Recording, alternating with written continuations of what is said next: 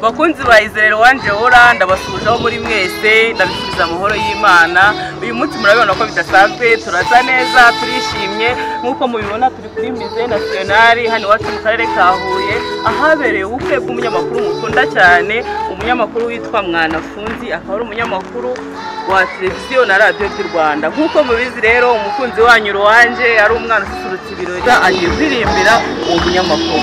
Tuze kubana ntimucikwe, biraryoshye, umva abantu bahari, turishimye. Karibu ndabatumiye mwese.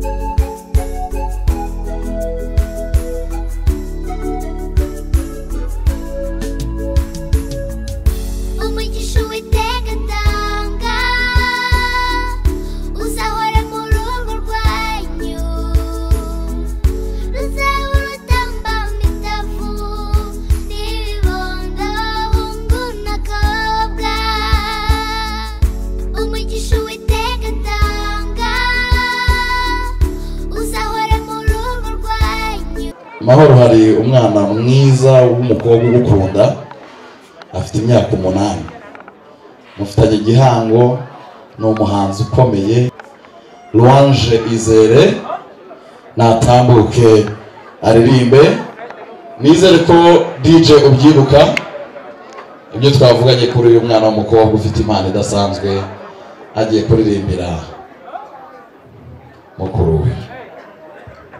Muraho neza, bifurije ubukwe bwiza. Nitwa Louange ngiye kubaririmbira.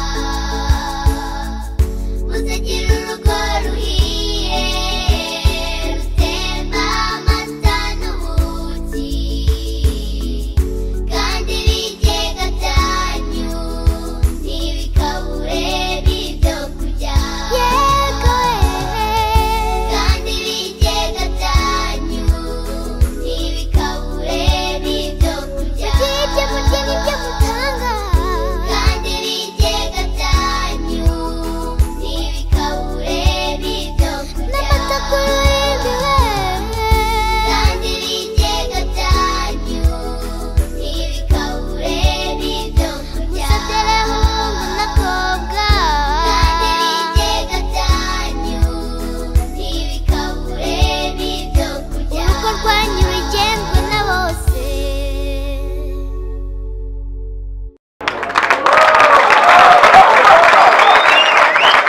ndashaka ko mubashyira hano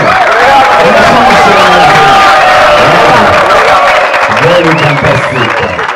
ndashaka ko mubashyira hano ni mwamashini cyane mu muhanda. mwabonye ko arimo aratoza n'undi ukuri iwacu dukora ntabwo tarazizashyira. amashyi menshi cyane kuri Izere, arakoze cyane.